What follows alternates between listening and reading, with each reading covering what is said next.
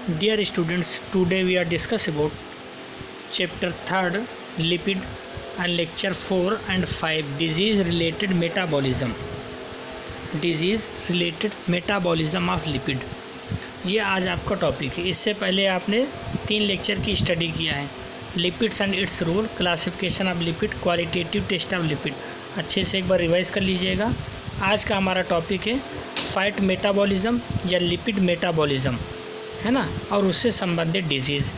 तो यहाँ से क्वेश्चन जो पूछे गए हैं आप देखेंगे 2018 में व्हाट आर लिपिड्स पूछा गया है। 2019 का क्वेश्चन है discuss normal and abnormal metabolism of lipid, 8 number का।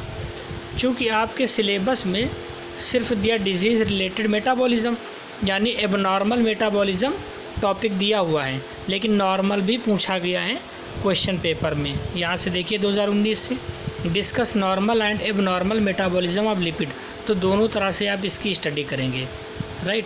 काफ़ी इम्पोर्टेंट है आपके लिए। चलिए शुरू करते हैं। फैट मेटाबॉलिज्म या लिपिड मेटाबॉलिज्म, राइट, या नॉर्मल फैट मेटाबॉलिज्म। पहले एक बार हम लोग नॉर्मल की स्टडी करेंगे और फिर एबनॉर्मल की स्टडी करेंगे। एबनॉर्मल की जब स्टडी करेंगे तब उसमें डिजीज़ की स्टडी की जाएगी, ठीक है। तो फैट मेटाबॉलिज्म क्या होता है या लिपिड मेटाबॉलिज्म क्या होता है, इसको आप इस तरह से समझें कि जो भी आप फूड इंटेक करते हैं उसमें कार्बोहाइड्रेट, फैट और प्रोटीन, ये 3 बॉडी बिल्डिंग सबस्टेंसेज होते हैं। आप जानते हैं कि कार्बोहाइड्रेट का डाइजेशन माउथ से, और प्रोटीन का स्टमक से, और फैट का इंटेस्टाइन से स्टार्ट होता है। तो इंटेस्टाइन के अंदर फैट का अल्टीमेटली डाइजेशन होता है और इसका एब्जॉर्प्शन होता है लार्ज इंटेस्टाइन में, है ना। तो जो भी फैट आप लेते हैं वो इकट्ठा होती या तो कोलेस्ट्रॉल के रूप में, या तो फैटी एसिड के रूप में, या तो ग्लिसरॉल के फॉर्म में, है ना। क्योंकि फैट के ऊपर जब केमिकल रिएक्शंस होती हैं, मेटाबॉलिक प्रोसेसेस होती हैं, तो फैट का ब्रेकडाउन हो जाता है फैटी एसिड और ग्लिसरॉल में, ठीक है। तो जो चाहे वो कोलेस्ट्रॉल हो, चाहे वो आपका ग्लिसरॉल हो या फैटी एसिड हो, इन सब को मिला के एक शब्द में नाम देते हैं काइलोमाइक्रॉन्स। क्या बोलते हैं? काइलोमाइक्रॉन्स। अभी आगे उसको देखेंगे, उसकी बात करेंगे। पहले थोड़ा सा इसका ओवरव्यू जान लेते हैं। The chief site of fat metabolism is liver. आप जानते हैं कि जो फैट मेटाबॉलिज्म यानी लिपिड मेटाबॉलिज्म की जो प्रोसेस है वो लीवर के अंदर होती है। Clear? The metabolism of fat produces approx 2.5 times more energy than carbohydrate and protein metabolism. आप जानते हैं कि फैट मेटाबॉलिज्म के पश्चात कम से कम 2.5 गुना ज़्यादा एनर्जी प्रोड्यूस होती है इन कंपेयर टू कार्बोहाइड्रेट और प्रोटीन, यानी कार्बोहाइड्रेट प्रोटीन की तुलना में 2.5 गुना ज़्यादा एनर्जी फैट देती है। क्लियर? अच्छा, ये फैट मेटाबॉलिज्म क्या है इसको देखते हैं।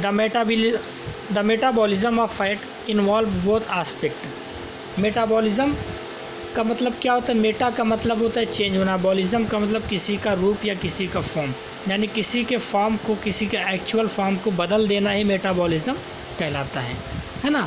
और जिन क्रियाओं के द्वारा, जिन एक्टिविटीज़ के द्वारा ये काम होगा उनको बोलेंगे मेटाबॉलिक एक्टिविटीज़। अब किसी भी चीज़ के किसी भी एक्चुअल रूप को दो तरह से आप बदल सकते हैं। या तो उसमें कुछ ऐड करवा दीजिए और या तो उसको ब्रेक करवा दीजिए, यानी या तो उससे कुछ नया बनवा दीजिए, किसी चीज़ का फॉर्मेशन कर दीजिए, और या तो उसको ब्रेक करके कुछ नया बना दें। तो इसको हम इस तरह से कहते हैं कि या तो फॉर्मेशन होगा उससे किसी चीज़ का, या तो ब्रेकडाउन होगा। उसी को हम लोग एनाबॉलिक या कैटाबॉलिक प्रोसेस कहते हैं।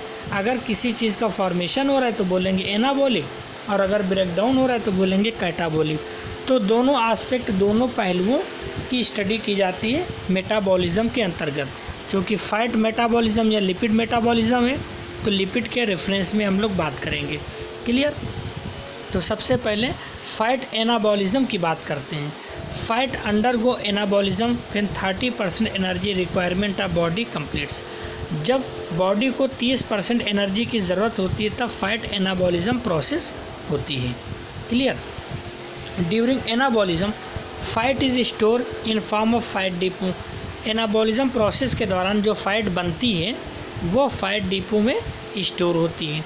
फैट में be used for the synthesis of phospholipid and cholesterol. जो फैट स्टोर होती है उससे बाद में बॉडी क्या करती है, सेक्सुअल हार्मोन यानी स्टेरॉयड हार्मोन्स यानी कोलेस्ट्रॉल का फॉर्मेशन करती है और फास्फोलिपिड बना के रख लेती है और उससे बहुत सारी प्रोसेस में मदद लेती है। ये बात हो गई फैट एनाबॉलिज्म की है। 2 स्टेप इसके हैं। अब कैटाबॉलिज्म की हम बात करेंगे। It provide 30% energy requirement of body. जब बॉडी को नीड होती है एनर्जी की तब फैट कैटाबॉलिक प्रोसेस करती है और ब्रेक हो जाती है, जिससे कि 30% ऊर्जा शरीर को मिलती है। क्लियर, 30% ऊर्जा शरीर को मिलती है। During catabolism of fat ketone bodies are formed. इस प्रोसेस में कीटोन बॉडी का फॉर्मेशन होता है।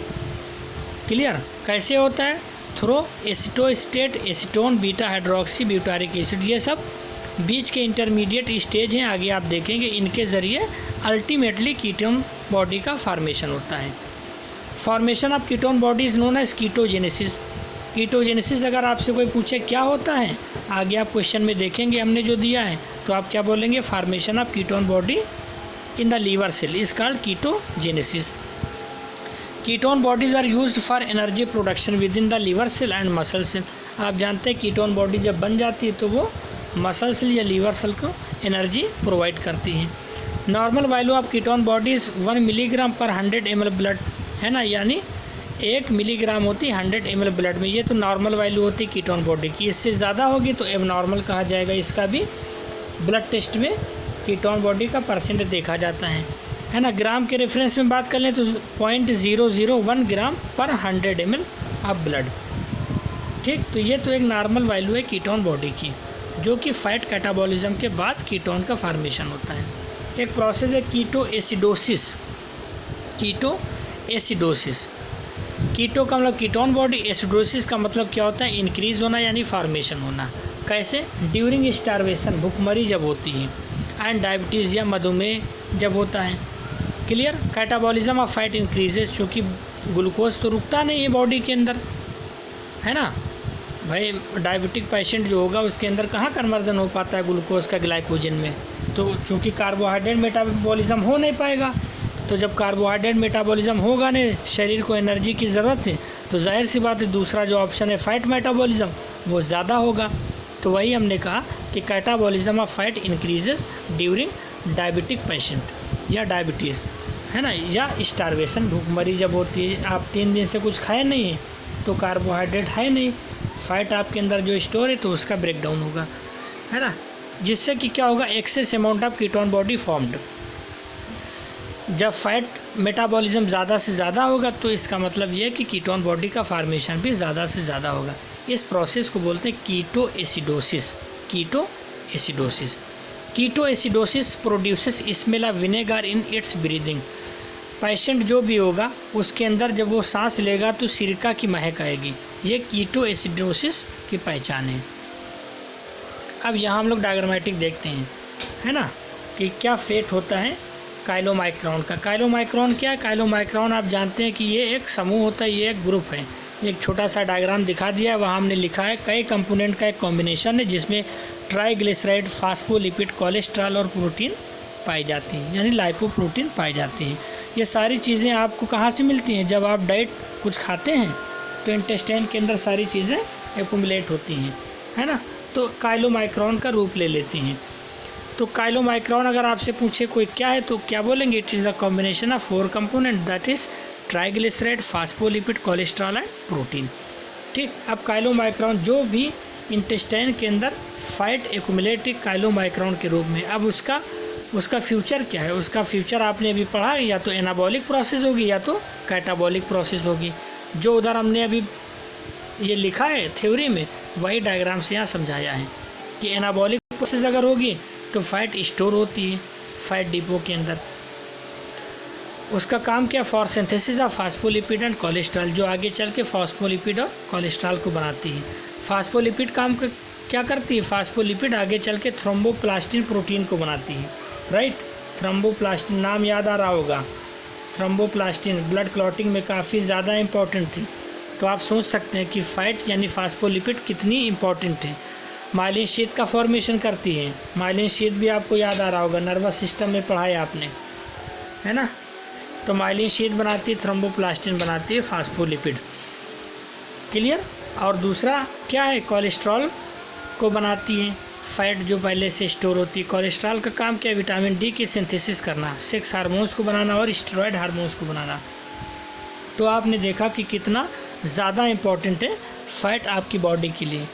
तो एक तरफ तो फैट का ये रूप है जो एनाबॉलिक प्रोसेस के बाद बनता है, चाहे कोलेस्ट्रॉल हो, चाहे फास्फोलिपिड हो, चाहे थ्रोम्बोप्लास्टिन हो, चाहे विटामिन डी हो, चाहे सेक्सुअल हार्मोन्स हो। दूसरी तरफ हम देखते हैं कि जो फैट कैटाबॉलिज्म प्रोसेस में जब जाती है, कैटाबॉलिज्म प्रोसेस कहाँ पर होती है, ये होती है लीवर सेल के अंदर। यहाँ देखिए डायग्राम लीवर सेल का बनाया है। तो जो भी स्टोर फैट है वो कैटाबॉलिक प्रोसेस में जाती है, यानी फैट का ब्रेकडाउन होगा। आप जानते हैं कि जो भी लिपिड या फैट होती है उसको सिंपल मॉलिक्यूल्स में ब्रेक किया जाता है। कौन कौन से मॉलिक्यूल में, ग्लिसरॉल और फैटी एसिड। फैटी एसिड के ऊपर acetyl coenzyme, fatty acid convert हो जाती है एसिटिल कोएंजाइम में, और एसिटिल कोएंजाइम बनाती एसिटोएसिटेट, है ना। और दूसरी तरफ बनाती एसीटोन और बीटा हाइड्रोक्सी ब्यूटारिक एसिड। तो ये एसिटोएसिटेट का काम होता है, तीन चीज़ का फॉर्मेशन, दो चीज़ का फॉर्मेशन करे। एक तरफ एसीटोन बना रहे, दूसरी तरफ बीटा हाइड्रोक्सी ब्यूटारिक एसिड बनाती है। एसिटोएसिटेट, एसीटोन और बीटा हाइड्रोक्सी ब्यूटारिक एसिड, ये तीनों मॉलिक्यूल्स, तीनों कंपाउंड मिलके बनाते हैं कीटोन बॉडी। क्लियर। ये लीवर सेल के अंदर बने केबी यानी कीटोन बॉडी। इस प्रोसेस को बोलते हैं ketogenesis. Formation of ketone body in the liver cell is called ketogenesis. आप इधर अभी पढ़ चुके हैं, यहाँ देखिए कीटोजेनेसिस आपने पढ़ा है।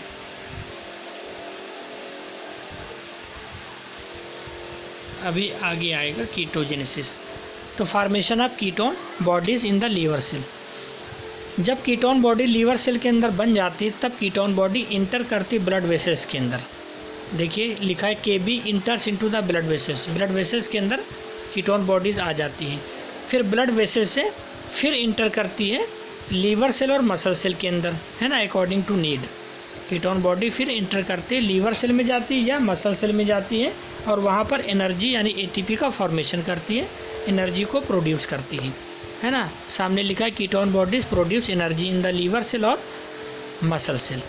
तो इस तरह से आपने देखा कि जो फैट मेटाबॉलिज्म की कैटाबॉलिक प्रोसेस होती है उसके पश्चात कीटोन बॉडी का फॉर्मेशन होता है, जो बॉडी को जो आपके शरीर को ऊर्जा प्रदान करता है। नोट करके लिखा एसिटिल कोएंजाइम ए क्या होता है, इसको शॉर्ट में एसिटिल CoA कहते हैं। एसिटिल कोएंजाइम ए, इसका काम क्या होता है, it is the molecule that participate in many biochemical reactions in protein, carbohydrate and lipid metabolism. तीनों तरह की मेटाबॉलिज्म में इसका काफ़ी इंपॉर्टेंट रोल है एसिटिल कोएंजाइम का। क्लियर। क्या इसका फंक्शन होता है, its main function is to deliver the acetyl group to the citric acid cycle यानी Krebs cycle to be oxidise for energy production. जो कि एसिटिल ग्रुप होता है उसको सिट्रिक एसिड साइकिल यानी क्रेब साइकिल तक पहुंचाना, जहां पर उसका ऑक्सीडेशन होता है और एनर्जी का प्रोडक्शन होता है। तो आप जानते हैं एसिटिल कोएंजाइम का फॉर्मेशन या उसका रोल कितना इम्पोर्टेंट है ना। एनर्जी अगर प्रोड्यूस होती है आपकी बॉडी में, वो चाहे मेटाबॉलिज्म की कैसी भी हो, चाहे कार्बोहाइड्रेट, चाहे प्रोटीन, चाहे लिपिड, उसमें एसिटिल कोएंजाइम का रोल काफ़ी इम्पोर्टेंट होता है। क्लियर। तो ये बात हो गई लिपिड मेटाबॉलिज्म या फैट मेटाबॉलिज्म की बात, कि कहाँ कहाँ कैसे कैसे होता है। ठीक है। अब हम लोग पढ़ेंगे disease related with fat metabolism या एबनॉर्मल। अगर यही मेटाबॉलिज्म एबनॉर्मल हो जाए, नॉर्मल हो रहा है तब तो एनर्जी का प्रोडक्शन हो रहा है, अगर एबनॉर्मल हो जाए तो बहुत सारी डिजीज़ पैदा हो जाती हैं आपके शरीर के अंदर, उसको बोलते हैं एबनॉर्मल फैट मेटाबॉलिज्म या disease related to lipid metabolism. कौन कौन सी डिजीज़ हो सकती हैं आप देखेंगे। देखिए मेनी टाइप्स ऑफ एबनॉर्मलिटीज़ और diseases produce when abnormal fat metabolism occurs, जैसे Gaucher disease, fatty liver, obesity, arteriosclerosis, hypercholesterolemia और एथेरोस्क्लेरोसिस। 6 तरह की डिजीज़ हमने यहाँ लिस्ट कर दिया है, काफ़ी इंपॉर्टेंट है। इसमें कुछ कॉम्पिटिटिव डिजीज़ है जैसे गाउचर डिजीज़, नीट की डिजीज़ है ना। कुछ डिजीज़ आपने ऑलरेडी कार्डियोवास्कुलर सिस्टम में पढ़ रखा है, हार्ट में आर्टेरियोस्क्लेरोसिस और एथेरोस्क्लेरोसिस। एक एक करके सारी डिजीज़ का डिस्कशन करते हैं। अगर केवल डिजीज़ क्वेश्चन में पूछा जाता है तो पहला वाला पार्ट छोड़ेंगे, सिर्फ ये 6 डिजीज़ में से जितनी आप याद कर सकें याद कर लें, 2-2 लाइन की डिजीज़ है, तो आपका ये 8 नंबर का क्वेश्चन हो जाएगा। पढ़ते हैं हम लोग Gaucher disease. First disease, it is the result of abnormal fat disorder. Clear, abnormal fat disorder की वजह से ये डिजीज़ होती है। इसमें क्या होता है, accumulation of glycosphingolipid in the reticulo endothelial cell यानी लीवर एंड स्प्लीन। इसमें क्या होगा कि जो फैट होती है उसका जो एक रूप है ग्लाइकोस्फिंगोलिपिड, ये लीवर और स्प्लीन सेल के अंदर ज़्यादा अमाउंट में जमा होने लगता है। ऐसा क्यों होता है, क्योंकि इसका काजल एजेंट है ग्लूकोसेरेब्रोसाइडेज एंजाइम। ग्लूकोसेरेब्रोसाइडेज एंजाइम, इसकी कमी से ऐसा हो जाता है, क्योंकि इसका काम, इस एंजाइम का वर्क ये होता है कि ये फैटी एसिड को ब्रेक डाउन कर दे, उसको तोड़ दे। जब ये एंजाइम नहीं होता है तो फैटी एसिड ब्रेक नहीं हो पाती है, जिसकी वजह से उसकी अधिकता हो जाती है और वो लीवर या स्प्लीन सेल के अंदर एक्यूमुलेट होने लगती है। क्लियर, तब उस कंडीशन को बोलते हैं गाउचर डिजीज़। इसका सिम्टम क्या होता है, इसका सिम्टम ये है कि इनलार्ज लीवर, लीवर का बढ़ जाना, स्प्लीन का बढ़ जाना और थकान महसूस होगी। तो ये छोटी सी गाउचर डिजीज़ है। सेकंड हम लोग पढ़ेंगे फैटी लीवर। फैटी लीवर भी 2 तरह के हो सकते हैं, नॉन अल्कोहलिक भी हो सकता है और अल्कोहलिक भी हो सकता है। नॉन अल्कोहलिक में अल्कोहल पेशेंट नहीं पीता है, फिर भी लीवर उसका काफ़ी फैटी हो जाता है, यानी लीवर के अंदर फैट का एक्यूमुलेशन हो जाता है, फैट जमा हो जाती है, फैट इकट्ठा हो जाती है।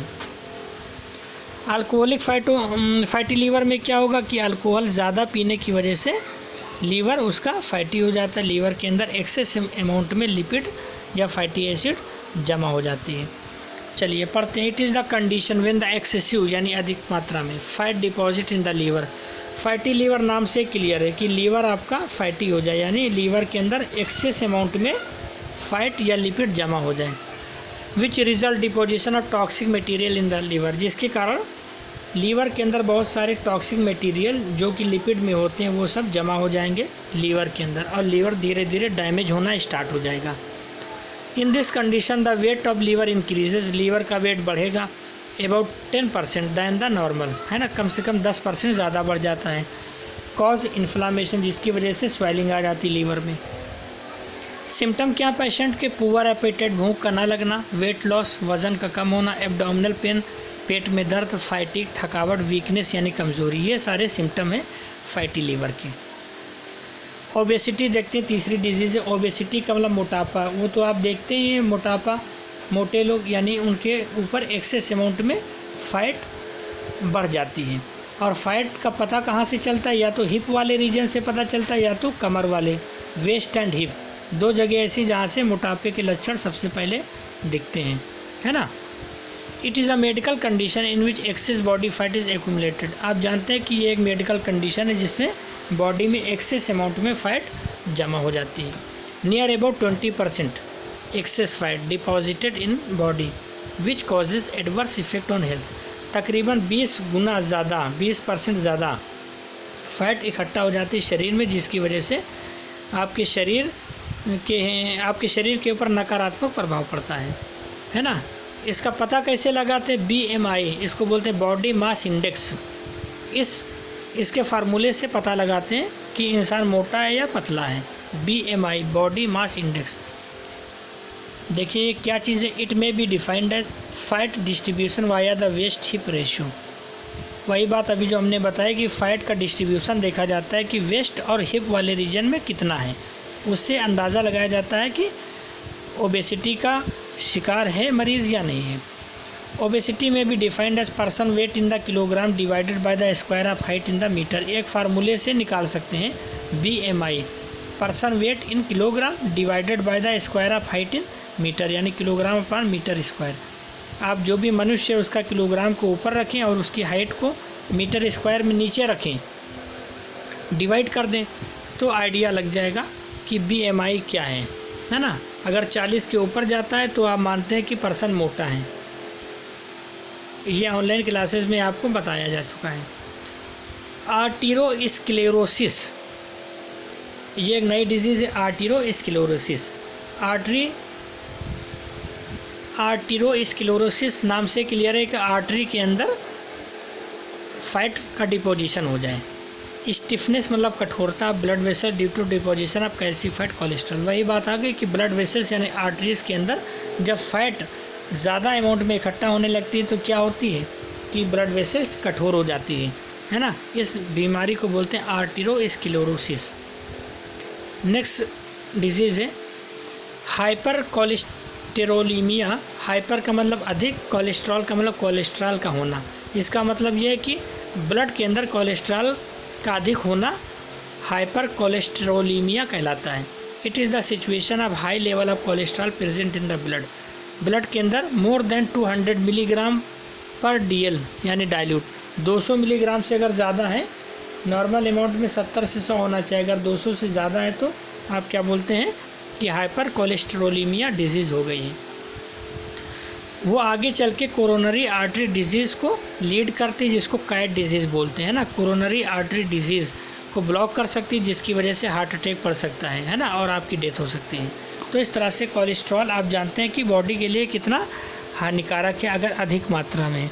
इसीलिए मोटे आदमी जिसके अंदर कोलेस्ट्रॉल की मात्रा ज़्यादा है उसके हार्ट अटैक के चांसेस भी ज़्यादा रहते हैं। क्यों? क्योंकि कोरोनरी आर्टरी डिजीज़ के अंदर फैट जब डिपॉजिट हो जाती है तो उसके अंदर का जो ल्यूमेन होता है, जो रास्ता होता है, वो सकरा हो जाता है और ब्लड की फ्लुएंसी पूरी तरह से नहीं हो पाती है, जिसकी वजह से हार्ट को ब्लड नहीं मिलता और ब्लड अचानक काम करना बंद कर देता है। उसको बोलते हैं हार्ट अटैक या हार्ट ब्लॉक। नेक्स्ट और लास्ट डिजीज़ है atherosclerosis. It occurs due to deposition of fat cholesterol inside the artery. आप जानते हैं कि एथेरोस्क्लेरोसिस में भी वही चीज़ होती है, आर्टरीज़ के अंदर फैट या कोलेस्ट्रॉल का डिपोजिशन होता है, लेकिन उसको बोलते हैं एथेरोमा। एथेरोमा के रूप में डिपोजिशन होता है।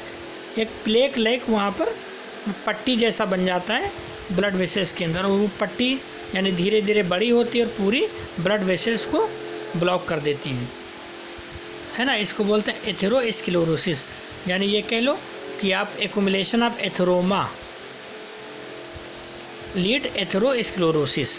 इसमें क्या होगा, this fatty substances build up and makes plaque यानी पट्टी which damage endothelium wall of artery. Artery की जो एंडोथीलियम वाल होती है उसको डैमेज करती है and become narrowing of artery, और आर्टरीज के ल्यूमेन को नैरो कर देती है। तो इस कंडीशन को बोलते हैं एथेरोस्क्लेरोसिस। इस तरह से ये 6 डिजीज़ आपने देख लिया बहुत तेज़ी के साथ, क्योंकि ये सारी चीज़ें आप ऑनलाइन क्लासेज में क्लासरूम में सब पढ़ चुके हैं। बढ़िया से इसको रिपीट कर लीजिएगा। कुछ नोट करके कंडीशन लिखा है, जैसे कि lipogenesis, excess amount of carbohydrate converted into fat within the liver से। लाइपोजेनेसिस प्रोसेस में क्या होता है, लिपिड का फॉर्मेशन होगा लाइपोजेनेसिस, लेकिन किससे होगा, कार्बोहाइड्रेट से। यानी एक्सेस अमाउंट में कार्बोहाइड्रेट जब लिपिड में कन्वर्ट होता है या फैट में तो बोलते हैं लाइपोजेनेसिस। एक प्रोसेस है कीटोसिस। कीटोसिस इसका मतलब ये है raised level of ketone bodies in the body tissue, है ना। कीटोसिस का मतलब कीटोन बॉडी का अचानक आपके शरीर में बढ़ जाना, बोलेंगे कीटोसिस। जैसे कि फॉर एग्जांपल डायबिटिक पेशेंट में आप जानते हैं कि जो डायबिटीज़ का मरीज़ होता है उसमें क्योंकि ग्लूकोज का कन्वर्जन ग्लाइकोजन में हो नहीं पाता है due to deficiency of insulin, तो ग्लूकोज जब पेशाब के रास्ते बाहर निकलने लगता है, क्योंकि उसका स्टोरेज होता नहीं है, तो बॉडी को एनर्जी की जो पूर्ति होती है वो कौन करता है, फैट। तो फैट का जब ज़्यादा से ज़्यादा ब्रेकडाउन होगा तो कीटोन बॉडी आपके शरीर में ज़्यादा बनेगी। इस प्रोसेस को क्या बोलेंगे, और फिर कीटोन बॉडीज़ का रेशियो बढ़ना चालू हो जाएगा, बोलेंगे कीटोसिस। तो ये सारी कंडीशंस हैं। इससे संबंधित ये क्वेश्चंस आपके दिए गए हैं, 20 क्वेश्चन दिए गए हैं। आप पूरे टॉपिक को अच्छे से पढ़िएगा, फिर 20 क्वेश्चन आपके अच्छे से सॉल्व हो जाएंगे। सॉल्व करने के बाद प्लेन पेपर पे सॉल्व करेंगे और उसके बाद आप होमवर्क सेक्शन पे अपलोड करेंगे जैसे करते हैं, ठीक है। अगर कुछ नहीं समझ में आया होगा कमेंट करके आप पूछ सकते हैं। आज के लिए इतना काफ़ी, थैंक यू।